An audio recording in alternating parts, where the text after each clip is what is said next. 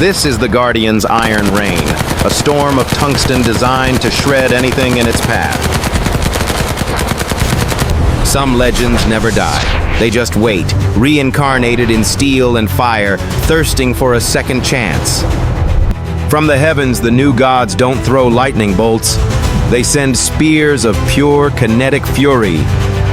It doesn't just see the battlefield, it acts upon it. The ghost is not just a scout, it is a killer. And so the ancient question is asked, can the perfect shield stop the unstoppable spear? In the vast, lonely expanse of the South Atlantic, a floating fortress carries the wrath of Western technology. Descended from the Harriers of old, but this machine has the soul of a ghost. It does not fly, it hides. It does not fight, it hunts. Its very existence is a secret. The fleet's invisible eye detaches, beginning a silent patrol in a sky that doesn't know it's there. Facing them, the Flanker family, a dynasty of fighters born and bred to rule the skies. Their weapon isn't just missiles, it's the art of defying physics itself. The serpents have left the nest, ready for a dance their predecessors could only dream of. And hidden behind the serpents are the true wolves, the specialized hunters waiting in the shadows. Meanwhile, on their own Olympus, the thunder gods prepare for their vertical ascent to the heavens. Their philosophy is simple: stand higher, see first, and end the war before it truly begins. The patrol pattern is established. The systems are green, the board is set, and the pieces are in motion. The ghost glides over the waves, painting a picture of a battlefield that only it can see. The data link is active. The network is alive. Every sentinel is now connected by an invisible digital thread. The serpents slither through the canyons of the coast, using the earth itself as their shield. Stay low, stay fast, use the terrain. This is the ancient creed of the Predator. Two worlds, two philosophies, hurtling towards each other on a collision course with destiny. High above, the all-seeing eye of the AESA radar begins to pierce through the enemy's deception. A whisper becomes a contact. A shadow on the screen becomes a threat. The game has begun. The request is sent. A simple digital question carrying the weight of life and death. Permission is granted. The order is given. The thunder is unleashed. From the heavens, the unseen scythes are sent down, a declaration of war from miles away. A spear of light guided by the cold, calculating will of its divine master. For the low-level hunter, surprise doesn't come from the front. It comes screaming from the sky above. This is the instinctual, panicked reaction of a serpent's nest under attack. They throw false suns into the sky, a desperate attempt to blind death itself. But this spear does not seek warmth. It seeks the cold, hard signature of metal. A final, desperate dive. A prayer that the chaos of the sea can offer sanctuary. The AI simulates neutralization. Not destruction, but the sudden, violent silencing of a system. The invisible fist of the shockwave cripples a nearby machine, a casualty of proximity. One by one, the lights go out. The machine's heart stops beating. The first serpents have been vanquished, but they have served their purpose. They were not the prey, they were the bait, and the trap has been sprung. A perfect deception, designed to draw the eyes of the gods to the wrong part of the sky. The realization dawns too late. It was never about the fighters. It was about the fleet. And here are the wolves, machines born for one purpose, to break the spine of a naval force. The targeting solution is calculated. The wolves are ready to be unleashed. This is the moment the predator reveals itself, rising from the waves to deliver its fatal bite. The fangs have left the jaw.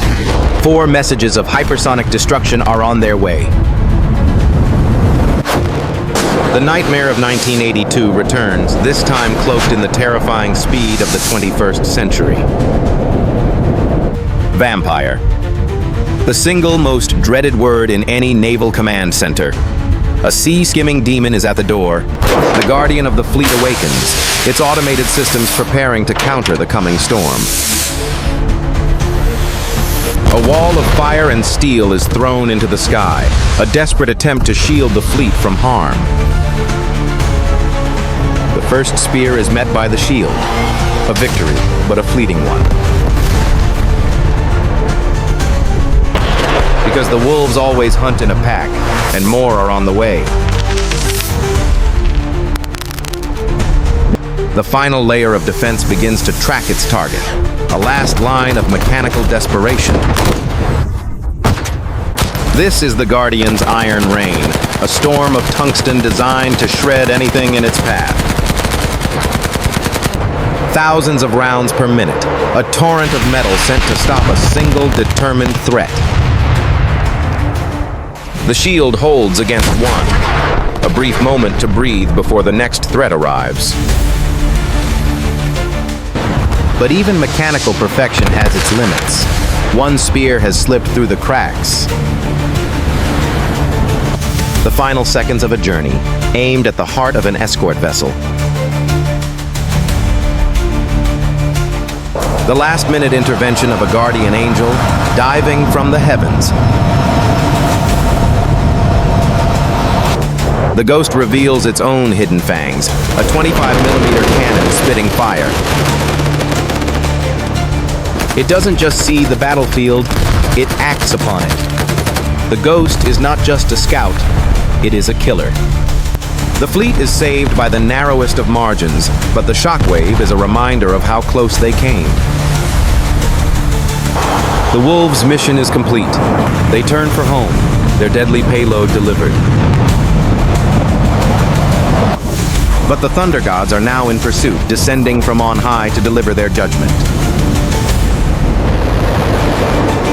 The chase is on. The raw power of the Thunder God versus the resilience of the Sea Wolf. Fox 2. A short-range missile is off the rails, a heat-seeking Viper chasing its prey. A desperate dance at low altitude, where one mistake means a collision with the sea.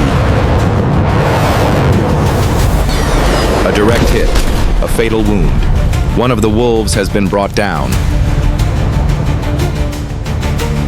But the other escapes into the safety of the terrain, a survivor who will live to fight another day. The grand opening act is over. The board is reset with losses on both sides. The sky falls quiet.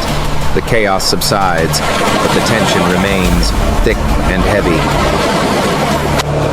And in the quiet after the storm, 2 lone gladiators find each other in the vast arena.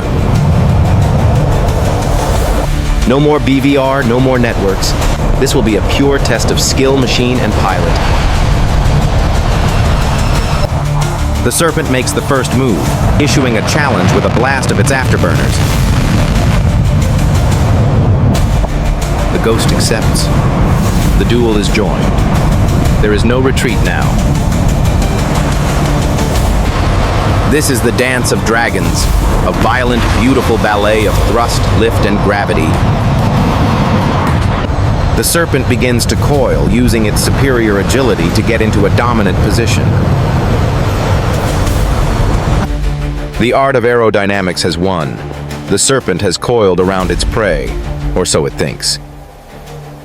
A single calm input from the pilot, a command that tells the machine to break the rules. What the? The ghost prepares to do something that should not be possible.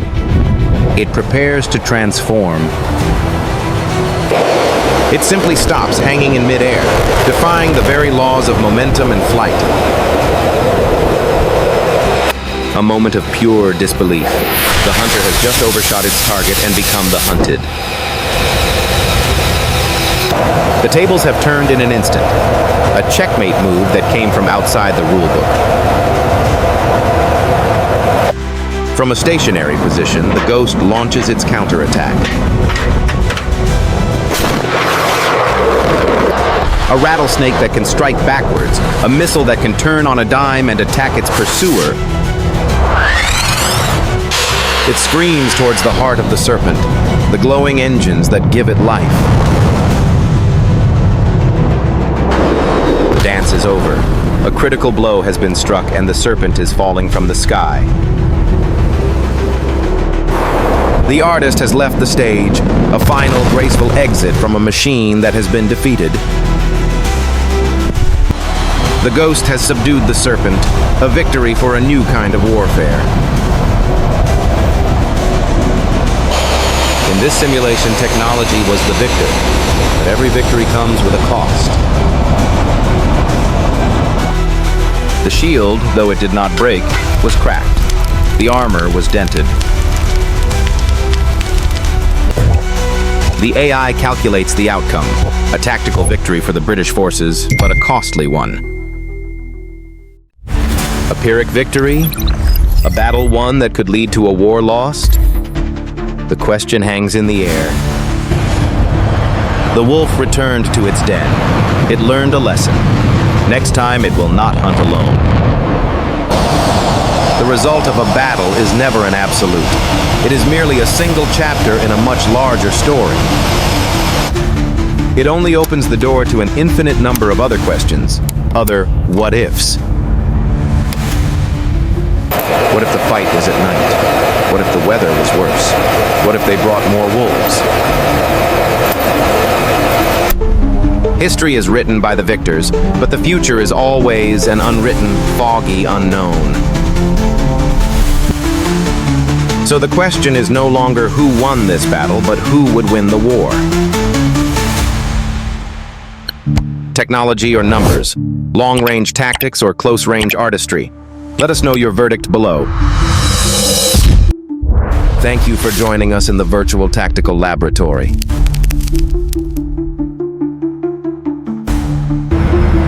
Next time, we leave the skies and descend to the battlefield of the desert, where steel giants clash. Subscribe so you don't miss the next experiment.